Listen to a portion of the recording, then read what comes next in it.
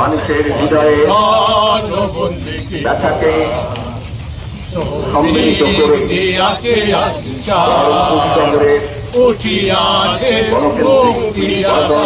মানুষ একটি সৎ পরিচ্ছন্ন ইমেজের রাজনীতিবিদ ছিলেন এবং ভারতবর্ষের যশস্বী প্রধানমন্ত্রী নরেন্দ্র মোদীজিও কালকে সোশ্যাল মিডিয়াতে তার শোক জ্ঞাপন করেছেন।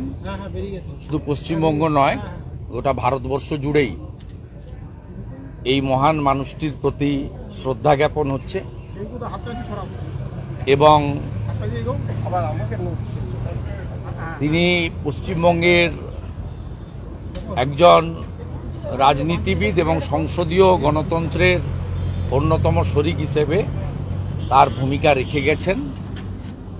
আমরা ভারতীয় জনতা পার্টির বিধায়করা যারা কলকাতায় ছিলেন, আমার উপস্থিতিতে আমরা পুষ্পার্ঘ্য নিবেদন করে तार विधेयी आत्मा के श्रद्धा ज्ञापन करलाम।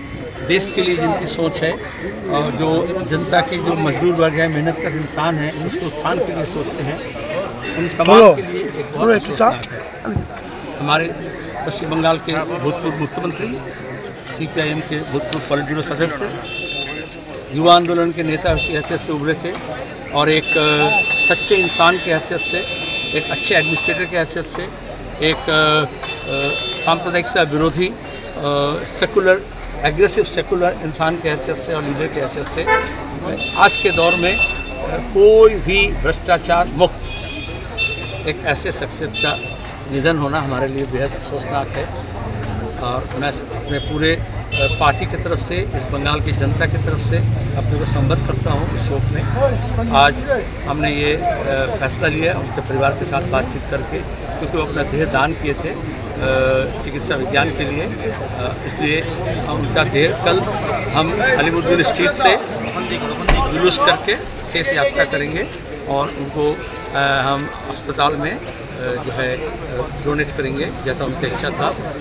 आज रात को उनके देह प्रिजर्व किया जाएगा, क्योंकि दिल्ली से, उत्तर बंगाल से, देश के अन्य भाग से बहुत से लोग आएंगे और आज रात रखेंगे हम। अभी 1 घंटा 1.5 घंटा यहाँ घर में है।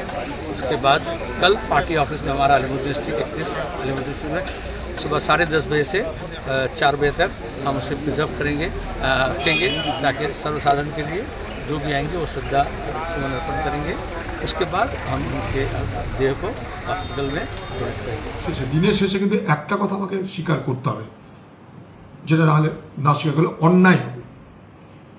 सेटा हच्छे एकटा राजनैतिक व्यक्ति जे तार गोटा राजनीतिक जीवने कखनो सतता थेके बिच्युत हननि, तार राजनैतिक निष्ठा थेके सरे आसेननि, तार आदर्श थेके तिनि कखनो पिछपा हननि এবং যে ব্যক্তির বিরুদ্ধে কখনো কোনো দুর্নীতি, স্বজন পোষণ করার কোনো অভিযোগ আজ পর্যন্ত বাংলায় কেউ করতে পারেনি। তার ভাবনার সঙ্গে আমাদের মিল থাকতে পারে, না থাকতে পারে। একটা সময় সিঙ্গুর নন্দীগ্রাম নিয়ে তার বিরোধিতা করেছি, পরে আবার মনে করেছি যে সিঙ্গুরে বিরোধিতাটা না করলে মনে হয় ভালো হতো, এটাও মনে হয়েছে। শেষ আমার সঙ্গে 2016 সালে পার্ক সার্কাস ময়দানে দেখা হয়েছিল। আমি ছিলাম, বুদ্ধও ছিলেন, রাহুল গান্ধী ছিলেন।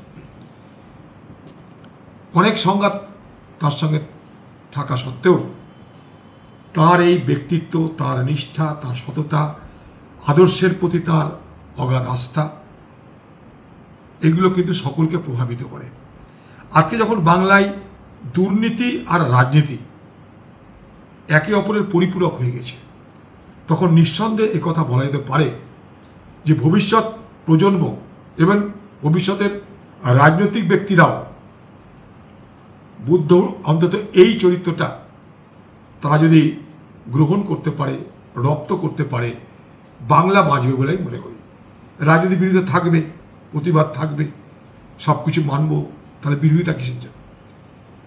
কিন্তু কথা হচ্ছে যে সব কিছু শেষে লক্ষ্য করে দেখুন, একটা প্রাক্তন মুখ্যমন্ত্রী সামান্য একটা ফ্ল্যাটে সাধারণ জীবনযাত্রা নির্বাহ করে কিভাবে আজ আমাদের ছেড়ে চলে গেলেন। এই উদাহরণগুলো কিন্তু বাংলাকে গর্বিত করে। বাংলার রাজনৈতিক যে প্রেক্ষাপট, সেই রাজনৈতিক প্রেক্ষাপট একটা উজ্জ্বল জ্যোতিষ্কের মতন এগুলো কিন্তু বিরাজ করে। তার পরিবারের প্রতি আমার সমবেদনা।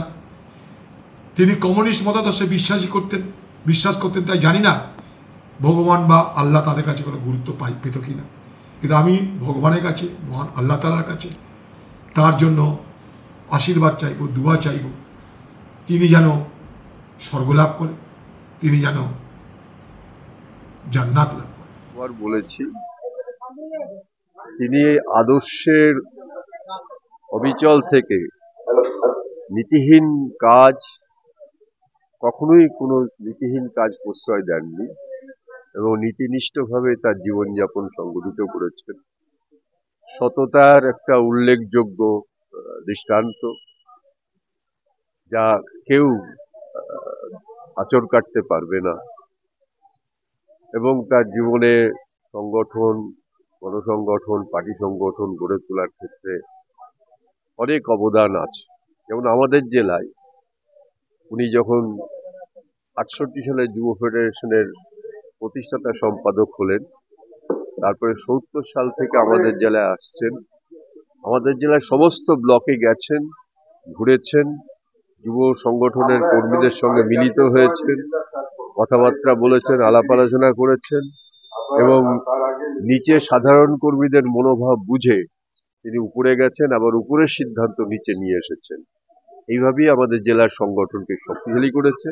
তিনি আমাদের জেলার পার্টির দায়িত্বে ছিলেন, পার্টি সংগঠন দেখার প্রশ্ন তিনি বারে বারে এসেছেন এবং আমাদের জেলায় যেহেতু বামফ্রন্ট সরকার থাকাকালীন সময়েও একটা সন্ত্রাস কবলিত ছিল, তাই সেই সময় উনি আসতেন, ঘন ঘন আসতেন এবং আমাদের পরামর্শ দিতেন, প্রশাসনকেও যা বলার তা তিনি বলতেন।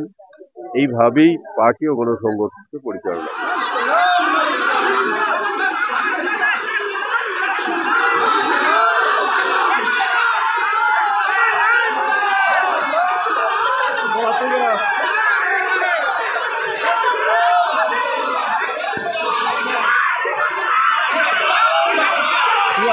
ধরা